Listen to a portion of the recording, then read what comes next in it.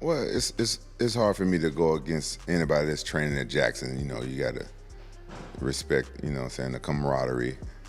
But Khamzat, he's always been a beast every time I've seen him fight. So I'm gonna go with Khamzat. I think he's gonna take it. Which round? I'm thinking around like the third round. I believe so. I believe so. I believe that he's the future champ. You know, he's really tough. You know what I'm saying? He's got excellent striking, and he's like laser focused. I believe he has what it takes to be the champion. Dricus is going to try and find him. Can Chimaev stop that from happening? Maybe. Let's see. But I am going with the underdog. In the co-main event, I went with the underdog. And and the main event here with Dricus du Plessis, I'm going with the underdog. Jon Jones has finally made it back into headlines, but this time in an entirely positive manner. The former champion paid Khamzat Chimaev huge respect, hailing his abilities and demeanor as something remarkable. Jones is not in the habit of giving praise lightly, so his comments caught the eye of fans and fighters alike. This wasn't a throwaway comment. It was recognition from one of the sport's all-time great thinkers that Khamzat is a deadly operator. Khamzat Chimaev said that you are the scariest guy in MMA. That's a huge compliment coming from Khamzat. I'm a big fan of Khamzat. I don't think he has any reason to toot my horn or to even be humbled. He doesn't have to be. I mean, heavyweights fear him, and the fact that he has so much respect for me really means a lot. It shows me a lot about his character, his humility to be able to compliment someone in such a huge way. So I'm very grateful and honored. Will you watch his fight against DDP? Absolutely. I absolutely watch this fight. I'm not rooting for anyone. I'm just a big fan of martial arts. I want to see them both go on and have long, prosperous MMA careers. I will watch the fight for sure. But you cannot say who is the favorite, right? No, I don't really have a favorite. You know, I just enjoy the sport. You know, may the best man win. I hope they both have great careers. Jones's old nemesis, Rampage Jackson, soon followed with that same admiration. Rampage put it in blunt terms. If Khamzat faces Dricus du Plessis, he's got Khamzat's back all the way. Famous for telling it like it is, and without apology, Rampage's support wasn't spin. It was faith based on what he's witnessed during his decades in the fight game. Coming from a guy who's been competing at the elite level his entire career, his comments gave even more credence to the building buzz around Khamzat's name. Well, it's hard for me to go against anybody that's training at Jackson. You know, you gotta respect, you know what I'm saying, the camaraderie. But Khamzat, he's always been a beast every time I've seen him fight. So I'm gonna go with Khamzat. I think he's gonna take it. Which round? I'm thinking around like the third round. Rampage also commented on Khamzat's tireless work ethic, stating it's one of the primary factors in why he stands above the rest. He noted that Khamzat's attitude and motivation remind him more of legends from the sport's golden age than most contemporary fighters. It's not about having talent, it's about having the discipline and hunger to continually get better day after day. Rampage was adamant that those are the reasons he considers Khamzat such a problem for anyone in the division. No, he's a different animal, but his work ethic reminds me of Michael Bisping, though. Okay. Yeah, Michael Bisping was always an animal in the gym. That's why I love training with that kid.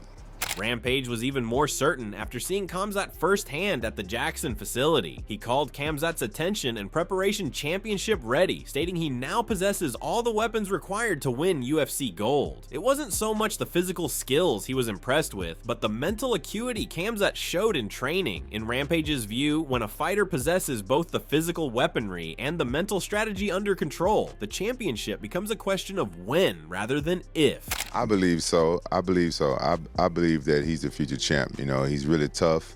You know what I'm saying?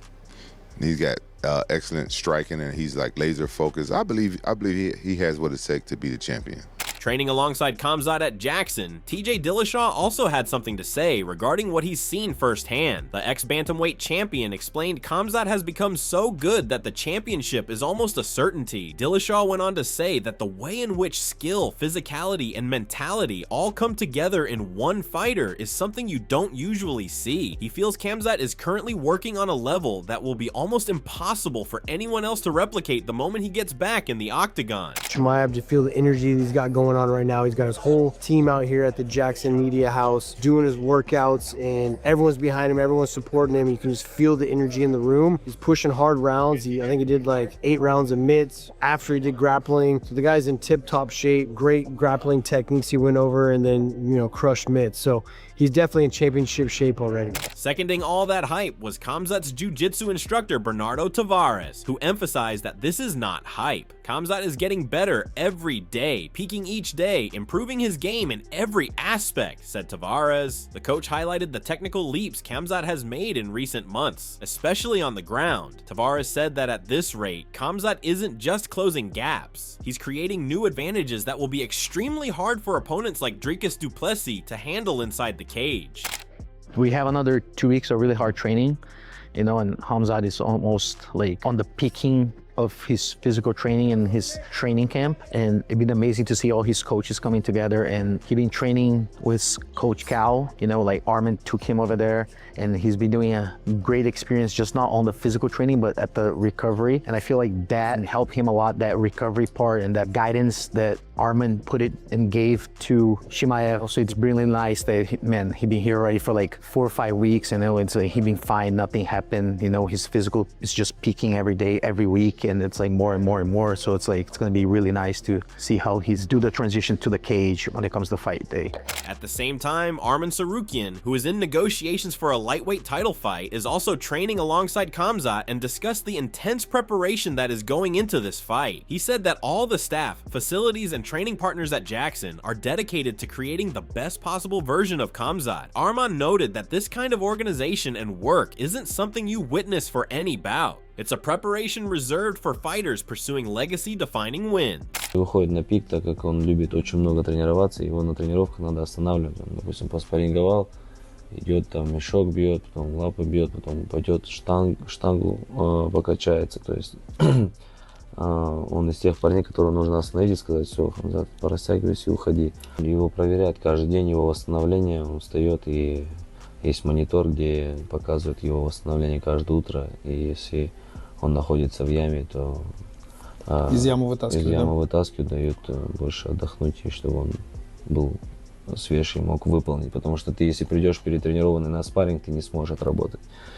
И из-за этого вот этого парня нужен человек, который будет 24/7 контролировать его и останавливать, чтобы он не перетренировался. Arman further acknowledged that he personally analyzes Khamzat's abilities for his own upcoming fights. Observing him train firsthand has provided Arman with valuable information regarding fight strategy, positioning, and making decisions in the heat of battle. He noted that acquiring knowledge from a person who teaches in such a dynamic fashion is a perk by itself, and it's something that encourages him to work even more diligently in his personal preparations. The admiration of Arman for the skill of Khamzat is an indication of how strong his influence is, even among other elite fighters.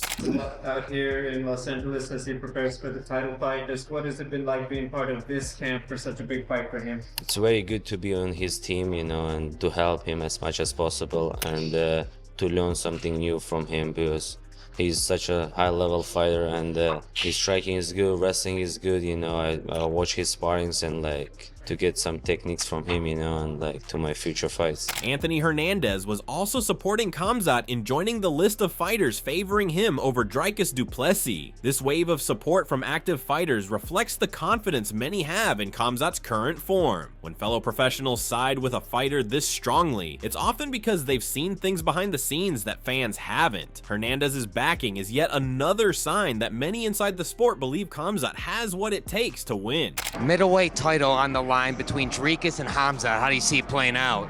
I think Dricus is gonna get him, dude. He's a tough son of a, you know what I mean?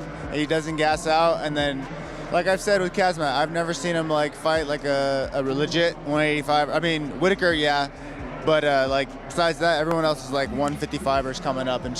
So I really want to see him with an actual test, you know what I mean? Respected boxing trainer Teddy Atlas also chipped in with an admiring word for Khamzat's mental resilience as well as his physical power. Atlas said that though athletic talent matters, a fighter's mentality tends to determine the result in the upper ranks.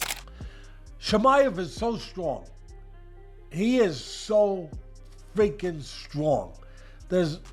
But he is also not just strong in a physical sense. The reason he's so great is because he's strong in the mental sense.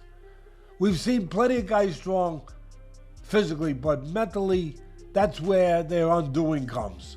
He is strong. He believes nobody's beating him. He's that guy.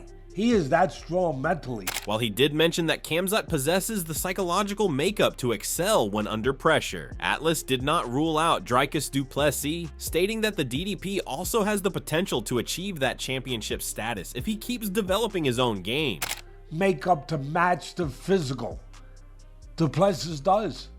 He does. He's another guy along the lines of Chimaev. He's right there in lane with him. Right there. Where he believes he's gonna beat you. He doesn't. He will find a way. You're not beating him. So this is really. I can't go if I'm gonna give you a pick. It's hard. It's hard to go against picking Chimaev. But if I were, this would be the guy. This would be the guy. Khamzat, though, isn't concerned about DDP's unorthodox fighting. Some fighters may get caught off guard with this kind of unconventional movement and angles, but Khamzat appears not to be worried about it. He's said it out that he's prepared for whatever DDP has to offer and won't be derailed by the unpredictability into abandoning his own game plan. This cool confidence is precisely what most of his fans cite when articulating why they think he'll be the winner. Everyone says it's weird style, weird. That's MMA style, you know? So I don't think it's some crazy weird, but he does his job, he does good, and he's a good fighter. I'm better. Bro, when somebody laying down on the match, it's how weird you are. You're on the ground, bro. And ground and pound, submissions, bro, they don't care about your style. That being said, one issue remains: Khamzat's cardio. Fans haven't yet seen him showcase a fully improved gas tank in a long fight, and Michael Bisping himself admitted he's still unconvinced. Bisping stated that while Khamzat's skills are dangerous, he needs to prove that he can sustain his pace deep into later rounds. Until then, others within the MMA universe will continue to view cardio as the one possible area of vulnerability in his otherwise balanced arsenal. But if Khamzat Chimaev hasn't really done it, if he hasn't pushed himself to the absolute limit, then he's going to be exposed. It's as simple as that. If he gets tired like he did against Kamaru and Gilbert Burns in rounds 2 and 3, then obviously rounds 4 and 5 won't go well. Chao Baralho chimed in as well, mentioning that this fight has two extremes. Either Khamzat buries Dricus early with his non-stop pressure, or the fight is a long one and DDP turns it around. Baralho mentioned that if the fight extends into the championship rounds, Dricus may be the favorite because he's shown he can take shots and last late in fights. It's something that keeps this fight so intriguing, with each of these fighters having obvious paths to winning. Well prepared, not against the wrestling, but against this Khamzat style. And I don't know if he's gonna be ready for that. Like, I feel that this fight can be as fast as the Whittaker fight. Like, really. Oh, wow. I think this fight can be really, really fast. But I can see this fight going to the second, the third round, and then I see some advantage for Dricus, you know what I mean? Sean O'Malley didn't care too much about those possibilities and came out and straight up chose Khamzat over his pick. Mike Perry, on the other hand, was opposed and opted for Dricus du Plessis. Perry's take revolved around DDP's resilience and being able to survive mayhem, things he believes can counteract Khamzat's initial tempest. Having such divided views from competing fighters shows exactly how much this fight splits the MMA world. What's a fight coming up that you're excited to see? DDP versus Khamzat. God, I feel like Khamzat's hard to count out. DDP is too. Obviously, everyone keeps counting him out each fight. He comes out there and does it. But Khamzat, just what he did to Whittaker, the way he did it to Whittaker, it's like, holy, it's hard to. And then, yeah, I'm going to go with Khamzat on that. I do really like DDP. You know, Khamzat trains in like Sweden and like California, and Dricus trains in the trenches of Africa. Alexander Volkanovski also threw his support behind Dricus du Plessis, siding with the idea that that DDP's pace and conditioning could outlast Khamzat in a drawn-out fight. Volkanovski's pick adds even more weight to the argument that if Khamzat doesn't find a finish early, the fight could swing in Dricus's favor. With legends and champs on each side, this fight is potentially one of the most hyped possible bouts in recent years. Dricus is going to try and find him. Can Chimaev stop that from happening? Maybe. Let's see. But I am going with the underdog in the co-main event. I went with the underdog. And and the main event here with Dricus du Plessis, I'm going with the underdog. This bout has it all: ability, ferocity, and unpredictability. So if you're interested in all the updates and analysis en route to this crash, subscribe now and stick around, because this narrative is getting bigger.